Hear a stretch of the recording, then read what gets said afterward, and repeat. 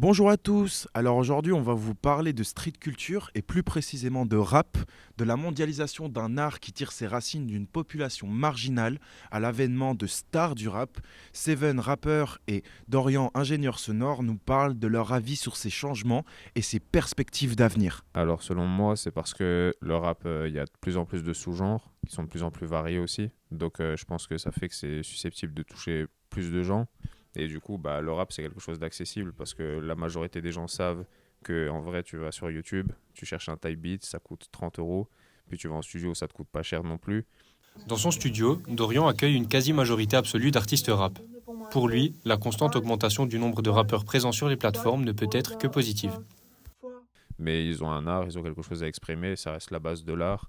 Donc ils ont des produits à proposer, il y a un public. Donc au final, je sais pas si c'est si négatif que ça.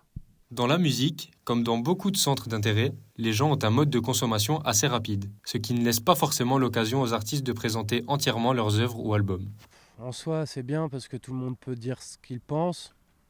Après, on en revient à un peu ce truc des réseaux où genre il y a un surdosage de surinformation, et la musique avec les plateformes comme Spotify et autres, bah maintenant c'est très, on passe à la trappe. Maintenant, pouvoir se démarquer de par son style, waouh, c'est limite mission impossible.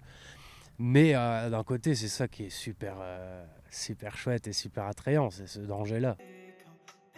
Selon Dorian, le rap, qui s'est toujours inspiré d'autres styles déjà bien implantés, n'est pas voué au déclin. Je pense que le rap va continuellement évoluer, ouais, puisqu'il se mélange beaucoup, donc ça donne naissance à beaucoup de styles, beaucoup de nouvelles créations, beaucoup de nouveaux produits.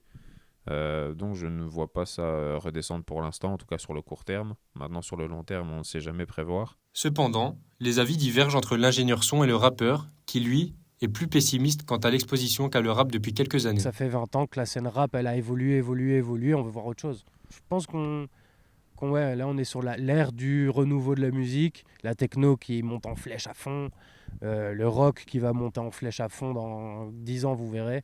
Et le rap sera un peu plus pour les puristes, pour les bousillés du rap, comme on a dit une fois dans Nouvelle École. Il y a un espèce de schéma où la pop, on est bien d'accord, elle reste tout le temps, donc c'est une grosse barre du milieu. Ce sera vraiment le style de musical le plus écouté au monde, mais il y a des extrémités, le rock et le rap.